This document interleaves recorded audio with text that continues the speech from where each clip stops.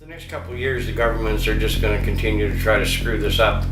You know, I mean, like I said, they want their buddies in the pharmaceutical industry to control it, you know, and they don't want to see the people set free. And what they're so afraid of is, you know, when the people actually know the whole truth about what's been done to them, they won't put any trust in these political parties again, because, you know, political parties just breed corruption. So it doesn't matter which party gets in, you know, they're still controlled by these mega rich people who stand in the background. So they're not working for the people. So I mean, human race has every reason to be very angry about what's taken place here, because you take over, you know, it's been over 90 years now since they outlawed the medicinal use of this plant in Canada. And then you look at all the laws that were put in place in other countries, and you think, how many millions of people, or actually even billions of people, have suffered and died simply because that medicine wasn't available? I mean, we're talking about big numbers here. Every family, we've all had family members that we've lost to diseases that this oil could have healed. Who's responsible for this?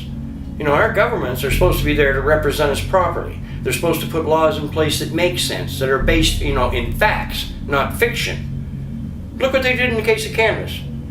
You know, so like I said, the public have every reason to be angry.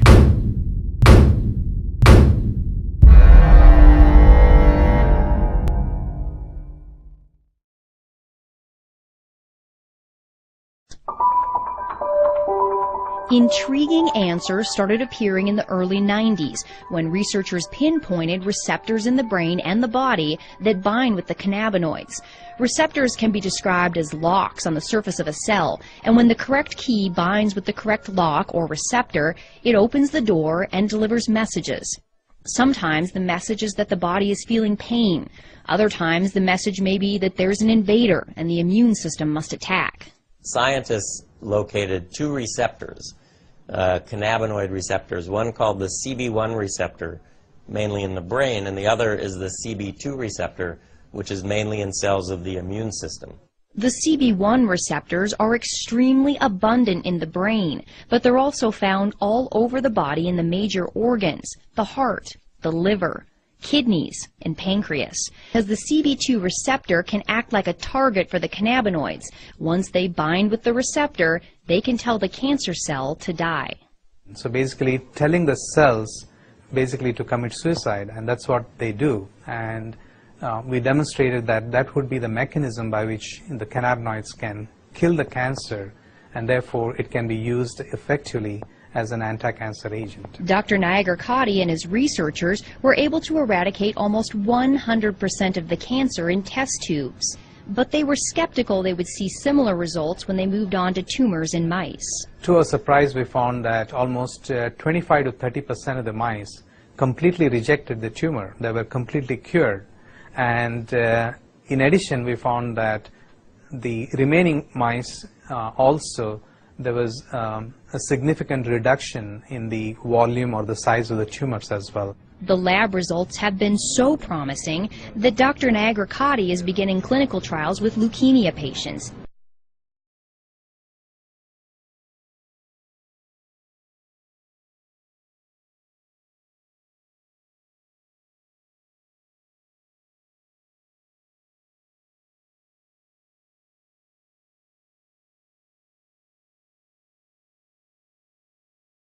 Hi, I'm Dr. Jordan Tischler from Inhale MD Medical Consulting.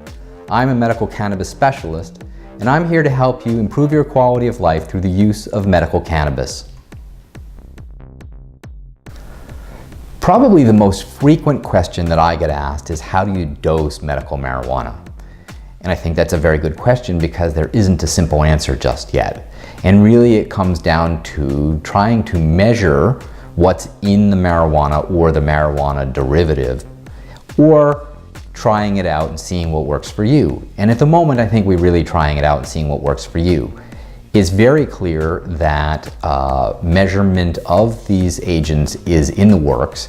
Many laboratories around the state are working hard to figure out how to measure the active ingredients and prepare a label that will be meaning to you as a customer, so that you'll be able to repeat this whenever you need it.